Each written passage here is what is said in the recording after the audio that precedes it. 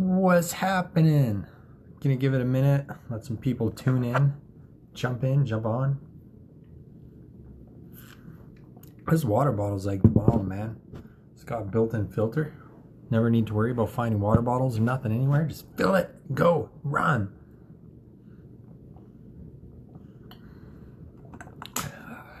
I'm only halfway to my water for the day, so I gotta get going. So, as always, if you're peeping this in the future, hashtag replay down below. Let me know you're tuning in, because I appreciate y'all, and I want to share some love. What's going on, whoever that is? I cannot see who's joining, but I see there's somebody here. As I'm going, smash that like button, smash those hearts, drop a comment, ask a question. You can try and derail me if you want. Don't know if it's going to work, but it doesn't hurt, right? So, yesterday we discussed the importance of planning and why you need organization, why you need planning, and why you need to measure and track what you're doing. Today, we're going to get into mindfulness, right? There's a lot of mindfulness practices out there. There's yoga, there's tons of different styles, there's tons of different styles of box breathing or meditation.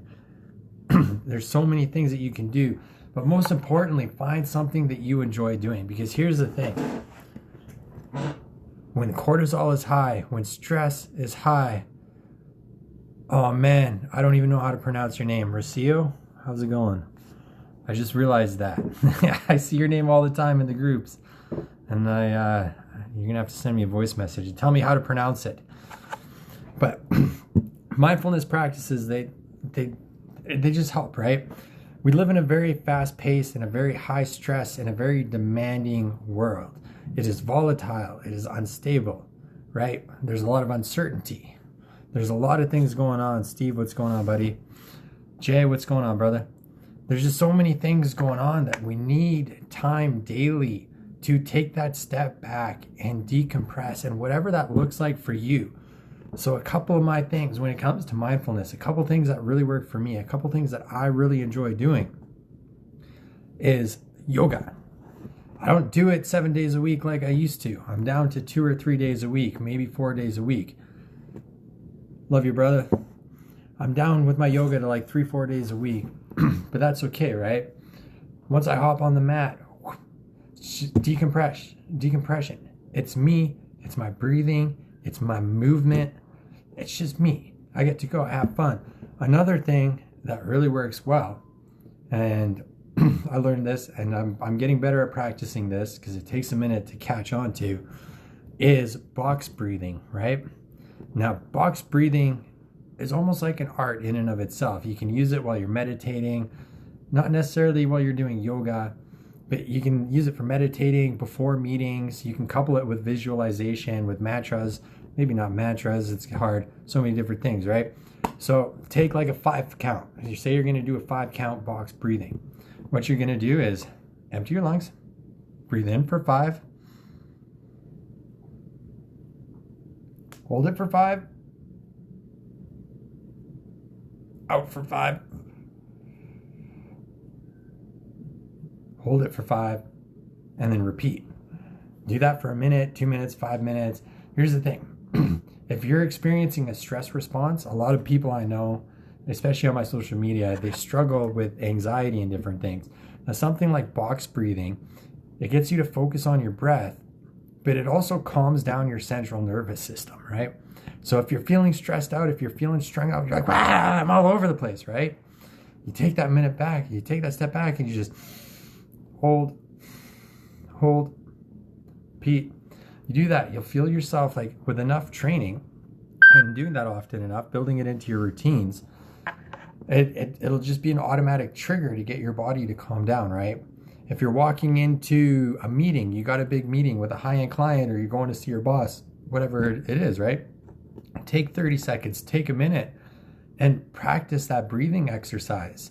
And if you want to really empower yourself while you're at it, visualize the results that you want. Lucian, what's going on, buddy?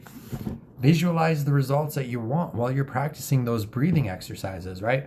Practice yourself getting that raise. Practice yourself not getting in trouble. Practice yourself winning that client, whatever it is, whatever you got to do, whatever you're trying to accomplish. It's also a great practice first thing in the morning, right? First thing in the morning, you do your gratitude journal. Gratitude is absolutely a part of mindfulness practices. And then just do your box breathing and envision yourself going about your day, having the best day ever, being full of energizing, eating healthy food, getting that massive workout in. You can't win anything if you haven't won in your mind, right? Every battle is won in the mind first. And when you're in your head, you're behind enemy lines. And these mindfulness practices, they get us out of our heads and they allow us to refocus and reshift whatever's going on. Deep chest inhales and exhale from the lower. Yeah, that's a good one too, Jay. Another good one is you can inhale and fill the bottom of your lungs first. Keep going up through your mid-chest to the top of your lungs, and then reverse it. When you breathe out, start at the top and work your way down. If you're stressed out, we tend to breathe really heavy from the top of our lungs and very short. So taking that time to take those deep inhales, that really does help a lot as well. Yoga, there's a ton. There's so many different practices of yoga, so many different styles, right? You've got yin yoga, which is very slow, very methodical. You're holding your positions. You're really stretching yourself out. It's very good for recovery work, right? You've got hot yoga. I don't even know what else to call it. I don't know all the different styles, but you got hot yoga, which is very much like very fast paced, very go, go, go. You're matching breath to your movement, but you're sweating out all the toxins and you're wringing yourself out, right? Yoga just has so many different uses, right? Breathing techniques, yoga, those are really the two big ones for me. With meditation, there's so many different styles of meditation as well. And it's just find something that you enjoy, find something that you like doing. For me, when it comes to meditation, I cannot do stillness meditations where I just sit and I just try and keep still and calm and all thoughts out. It doesn't work. I'm too go, go, go, go, go. But I can do guided meditations. I can do meditation with visualizations, right? Similar to what I explained with the box breathing, what I can do is I can just focus. I can still my mind. I can go to my mind gym, which is my training space inside of my head. And I can repeat a mantra, or I can project myself into the future, who I want to be in the future, what I'm becoming in the future, what I'm building, the legacy I want to leave. And I can tap into that energy and collapse it into myself, into the present moment, to actually feel like I'm living those results that I want, feel like I'm living that life that I'm building towards, right? It's easy to get caught up in the hustle and bustle of everyday life. It's easy to want to push yourself and redline yourself in the gym. It's easy to want to go out and just do all this stuff, but we got to take that time every single day. When you couple mindfulness practices with the visualization, you're going to find out stuff, right? You can even pick a situation. You pick a situation or a scenario that triggered you and just sit and think about it and analyze. Okay, well, maybe if this went differently, maybe if that went differently, just like recapitulate it. And maybe you could find different outcomes. Ashley, what's going on?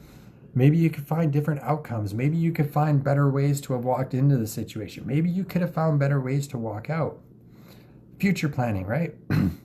Project yourself into the future. Get clarity. What would I am here and I have this capacity. I need to be here and have this capacity. Let's put myself into this version of me's energy and let's see what skills do I have, right? What skills do I have? What am I working on? What do I focus on? What does my life look like? And then you can start bridging those gaps and going. But the more you take that step back, on a daily basis to allow yourself to practice, even though it's going to be rough. Awesome, Jay. We'll chat soon. Rest easy. I know you're going to crush it. You do. And we're going to chat soon, brother. But yeah, having those practices, it allows us to do so much, whether we're looking into the past or whether we're looking into the future. It doesn't matter. We can capture those energies, collapse them into what we're doing now to give us that clarity. Because guess what? When we're full of emotion, when we're full of emotion and we're all over the place and we're stressed out, whatever the case may be, we're not thinking straight. We're not making logical decisions. We're not making rational decisions. We are making irrational decisions. Now, here's the thing. Emotions aren't inherently bad. There's nothing wrong with emotions. We're human. We got to give ourselves permission to express them and feel them and let them be. But the thing is if we're flying off the seat of our pants, we're flying off the cuff of the handle with emotion all the time, we're not making the best decisions and we're making things worse on ourselves, right? So if we allow ourselves that minute here and there, or if we allow ourselves that time in our morning routines or throughout our days to take those steps back, to breathe, to unwind, to capture the energy, it really helps with clarity. It really helps with alignment, right? Maybe you're on a path and you don't know if it's the right path for you. This is a good time to practice those stillness things that I'm not good at. And think about the future version of yourself, and if that serves the future that you're building, if that serves the life that you're building, that you're working towards. If you don't take time every single day to practice mindfulness, you're never going to have that. You're not going to have that, right? Emotions can either be a very powerful weapon or they can be very destructive.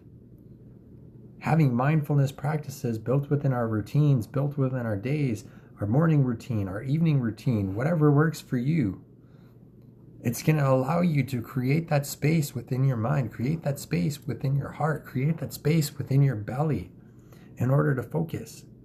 Your intuition will not lead you astray.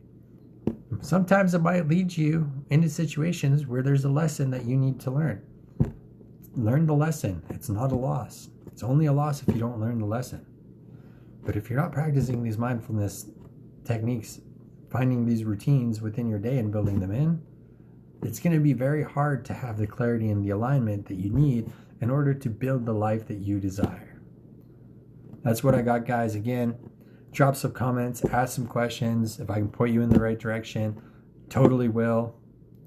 Share this with somebody who needs to hear it. We're going to chat soon. Cheers.